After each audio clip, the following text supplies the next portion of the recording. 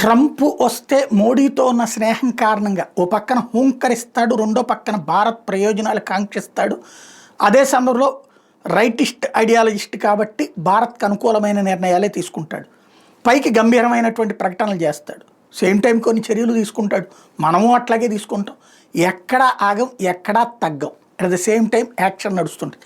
ఇదంతా ఇప్పుడు ఎందుకు చెప్పాల్సి వస్తుందంటే, తాజాగా హోల్టెక్ సంస్థకి అమెరికా అనుమతి ఇచ్చింది. ఇదేంటి అంటే, భారత్ అమెరికాల మధ్య అణు ఒప్పందంలో 2 దశాబ్దాల తర్వాత ఇది కీలకమైనటువంటి ముందడుగు.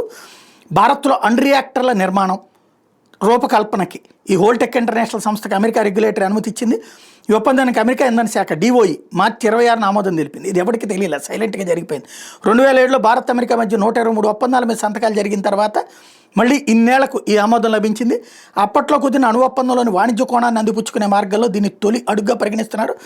భారత్లోని 3 సంస్థలైన Holtec Asia, Larsen and Toubro limited LNT, Tata consulting engineers లిమిటెడ్తో కలిసి మాడ్యులర్ రియాక్టర్ టెక్నాలజీని పంచుకునేందుకు హోల్టెక్ అనుమతి లభించింది.